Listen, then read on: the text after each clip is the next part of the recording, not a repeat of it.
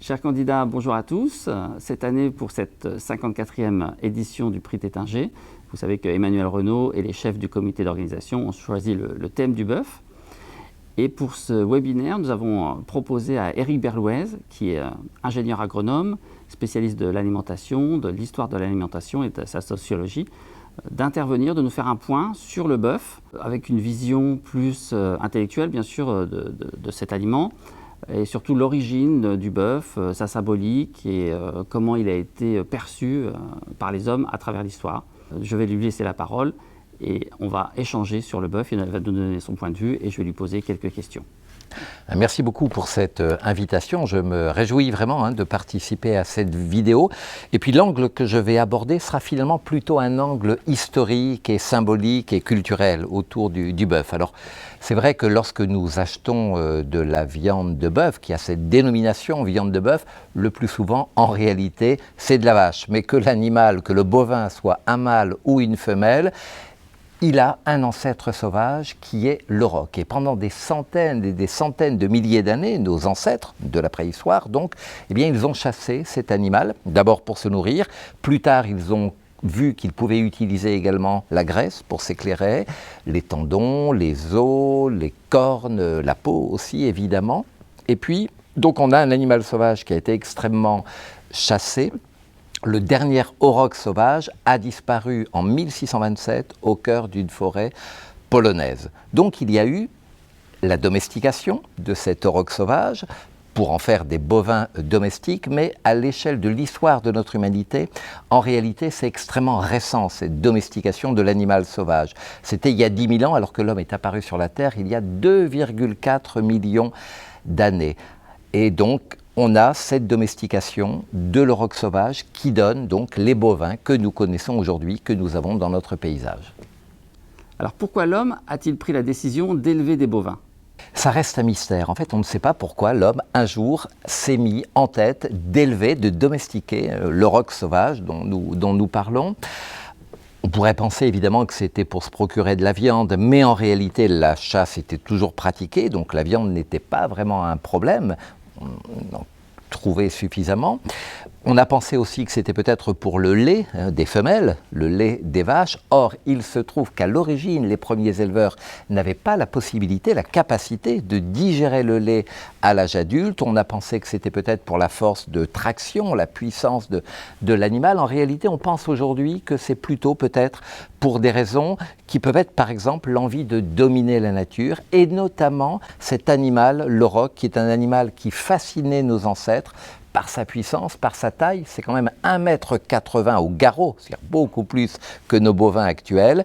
Donc ça peut être cette raison, cette fascination de dominer ce grand animal. On peut penser également qu'il y a eu des raisons spirituelles, des raisons symboliques, parce que les premiers cultes païens qui apparaissent au Proche-Orient, eh bien, ils vont faire du taureau une divinité. Le taureau, il symbolise bien sûr l'énergie vitale, la puissance, la force, la fertilité, la fécondité, la vigueur sexuelle, etc. Donc là aussi, une fascination pour cet animal dont on va faire une divinité.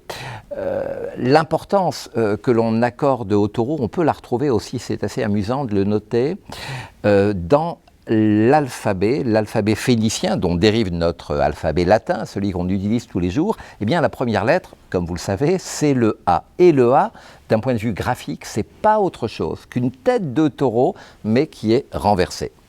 Quelle était la place du bœuf dans la mythologie antique ?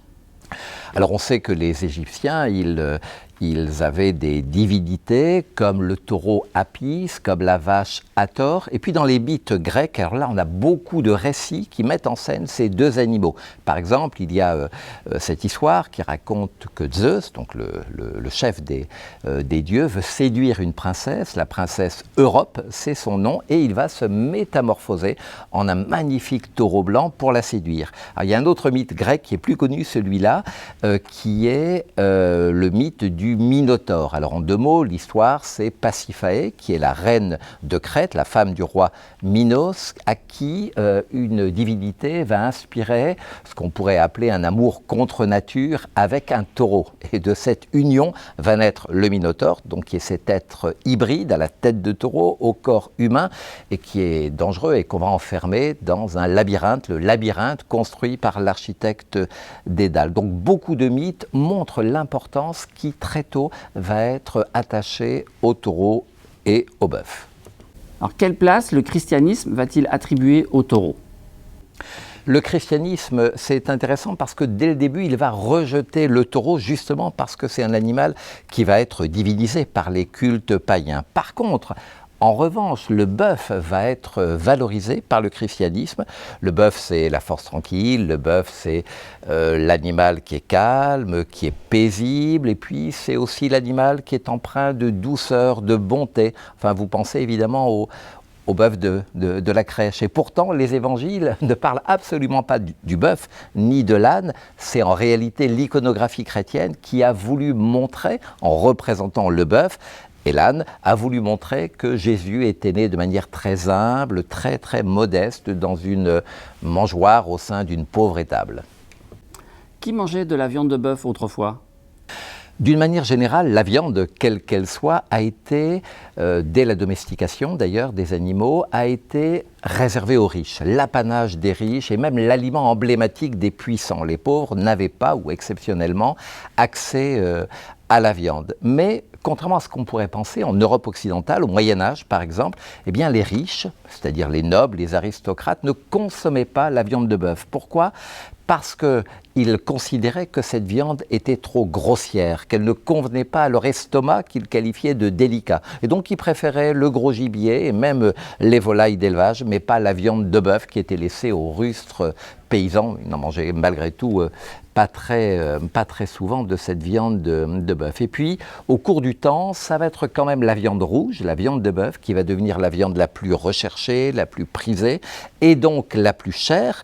Mais on va quand même attendre le XXe siècle pour que, au moins dans les pays riches, la plus grande partie de la population puisse avoir accès à cette viande de bœuf, et notamment pendant cette période qu'on appelle les 30 Glorieuses, où les gens, même modestes, ont pu manger de la viande rouge, peut-être pas tous les jours, mais souvent plusieurs fois par semaine. Et puis, plus récemment, on sait qu'on observe un déclin de la consommation de viande rouge dans de nombreux pays, pas tous, mais notamment les pays d'Europe, les États-Unis ou d'autres pays riches de la planète.